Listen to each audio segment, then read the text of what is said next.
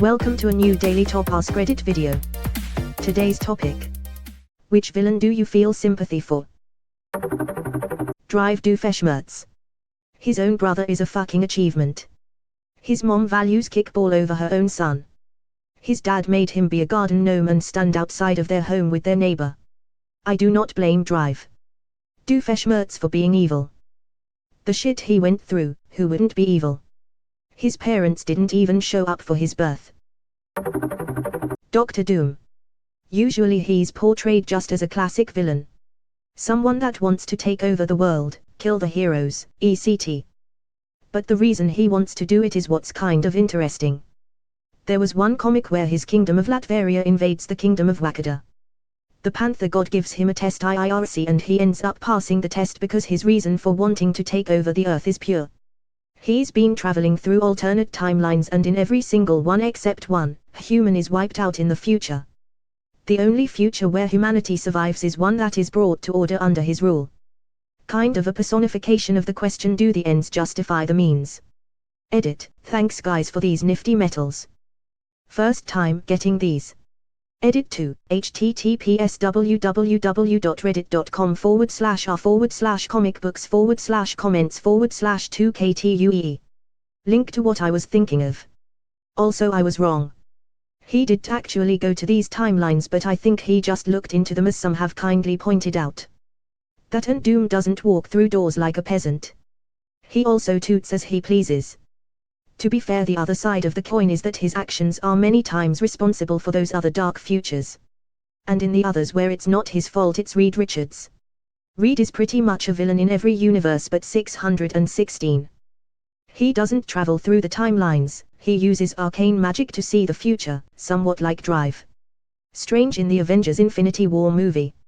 He does also have a time portal fountain thing, but the stuff Op is referring to is him peering into timelines, yes. Baby doll from the old animated Batman series. She was stuck looking young forever and it broke her down. She actually cried in Batman's arms because of it. I remember the episode where she went into a house of mirrors and one of them showed what she should have looked like at that age. It was such a short scene and had no dialogue, but damn, it was powerful. Edit. Remembered it wrong, there was dialogue. Edit 2, YouTube link for the scene has been posted multiple times in replies. Beaters was insanely good at making in-depth characters. Lots of villains from B:*TAS. So many episodes boil down to that really sucks, and it's a shame Batman has to arrest you now. Mr. Freeze is one of the most heartbreaking villains in the base. What was the episode where the girl had magic powers and was gonna destroy the whole universe? I think Batman sits with her on the swing and they talk. That broke my heart. Actually I think that may have been Justice League now that I think about it. Ace. Fuck, that was a strong scene. She was gonna die and Batman could either push a button to kill her or try to reason with her to put everything back to how it was. She read his mind and knew he'd never push the button, so she let him get close. When she said I'm scared, fucked me up. It was series finale to Justice League Unlimited. As someone else said, that was JLU and it was Ace that was dying. So Batman sat and held her hand because she was scared. Mega mid, but I guess that's the point. Such an underrated movie. Oh, you're a villain alright. Just not a super one. Oh yeah. What's the difference? Presentation. Welcome to the Jungle starts playing. Edit. Now my highest voted comment is a Megamid reference. I'm okay with this. Presentation. Gives me chills every time. Megamid has such an interesting perspective on who is good and who is evil. Metroma is good because it gets him attention and fame, which he loves. From his childhood he gets everything he ever wants and loves it, then moves on to being a superhero to get more fame and popularity. Then when he gets sick of that he just abandons it despite knowing full well that he's leaving all the citizens at risk. So in the end Metroma isn't really good, he doesn't care about the safety of the citizens or doing good, just the fame. Megamid is raised in a jail by criminals who teach him to be bad, but he still tries his hardest to fit in and get along with others at school and not be bad. When that doesn't work out, no matter how hard he tries, he turns to the only thing he's good at, being bad. Then when the time comes he actually turns good, not because of fame or fitting in but because of his own morality. Even as a villain he never truly tried hurting anyone, he just wanted to essentially put on a show and maybe one day beat Metroma. He didn't even intend for his plan to succeed when he finally did win and was shocked and disgusted at the thought of having killed someone. Titan is good at first because he thinks it'll get him girls, but when that fails he uses his powers to do what he wants and becomes a tyrant because he no longer has a reason to pretend to be good.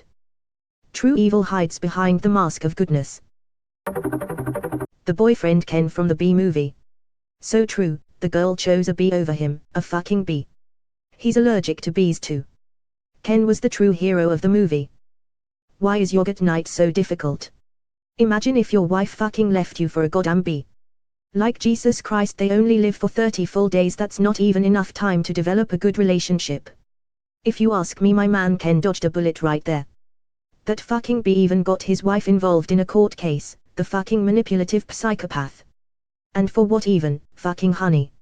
It's a healthy, nutritious product and the bees don't even get hurt when they collect it. In fact, they get a free fucking hive in a protected area, for fuck's sake. And besides, after they ban honey collection, what do you think will happen to those bees in the hives, huh? That's right, the fucking honeybee holocaust.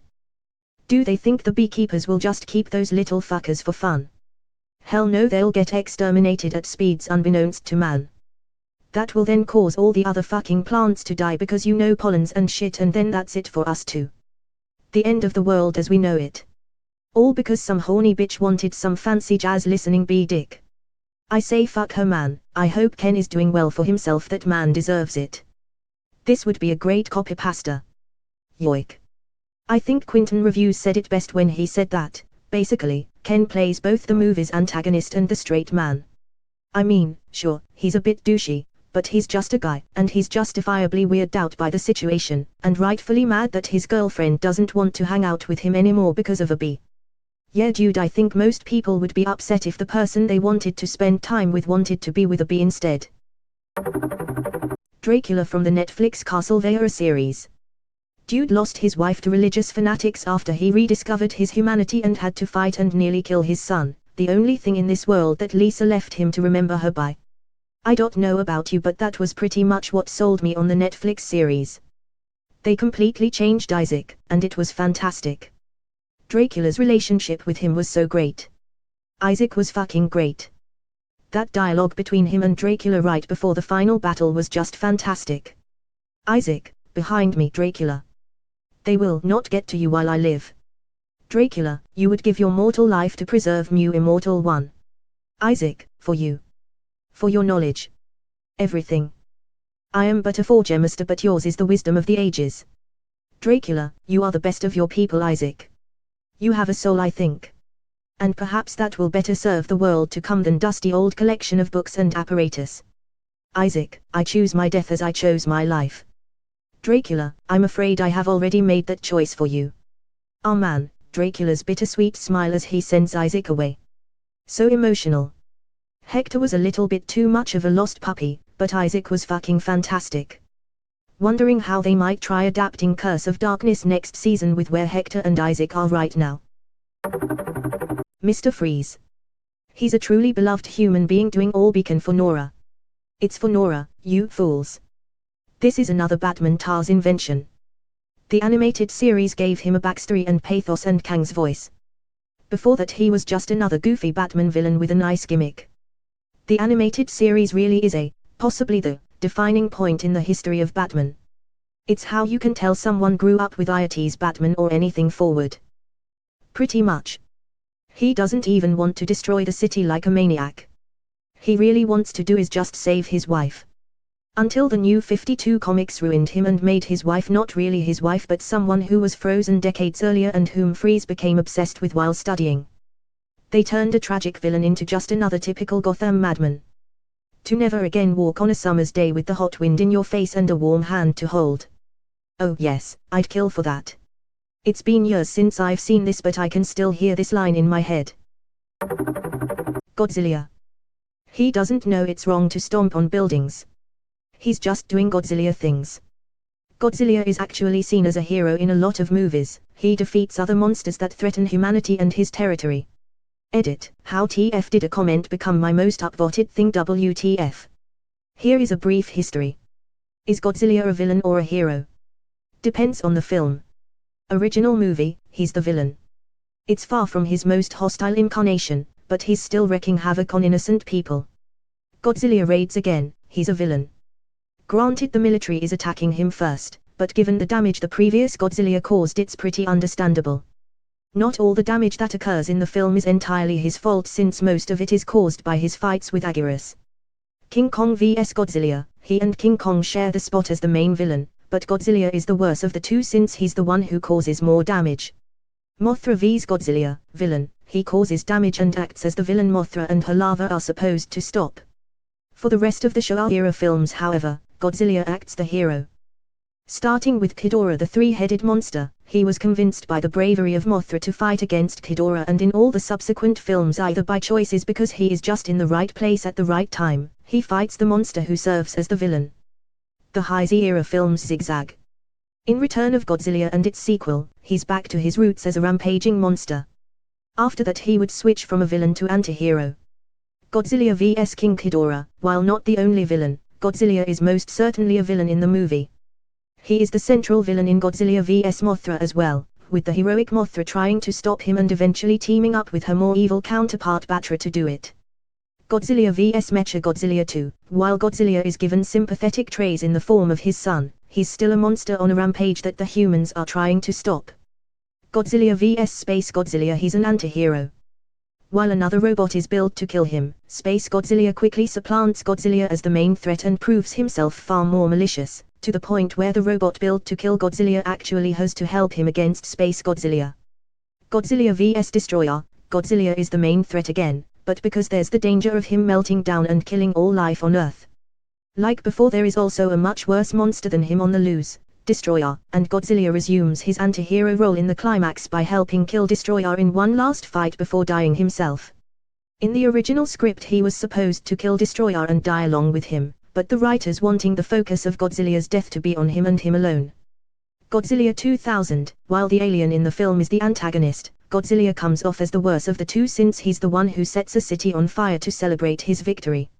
It's hard to see him as an anti-hero when the other monster causes less damage than him. Godzilla vs Megaguirus, anti-hero through ironic circumstances. In this film he rampages in human cities because he's attracted to nuclear power plants and later plasma power plants. If those aren't around it's implied he'd leave us alone, but it doesn't stop Japan from trying to kill him with a black hole weapon, which not only fails, it accidentally brings a swarm of giant bugs and their even larger queen whom would probably become more of a menace than Godzilla ever was if they kept multiplying. So yeah, Godzilla saved humanity by cleaning up a mess we caused ourselves. All things considered, Godzilla in the above film is what the website TV Tropes would call a designated villain TV tropes.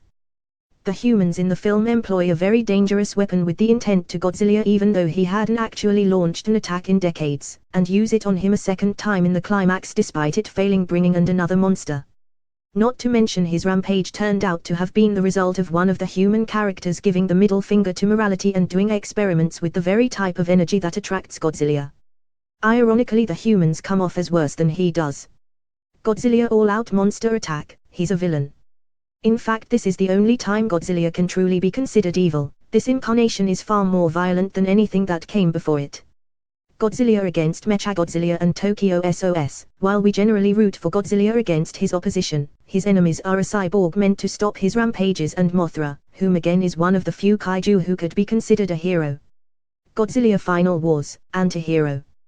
Godzilla was a threat to humanity before getting buried in ice, and when an alien invasion came with a dozen giant monsters, the only way to stop them was to release Godzilla and lure him into fighting them.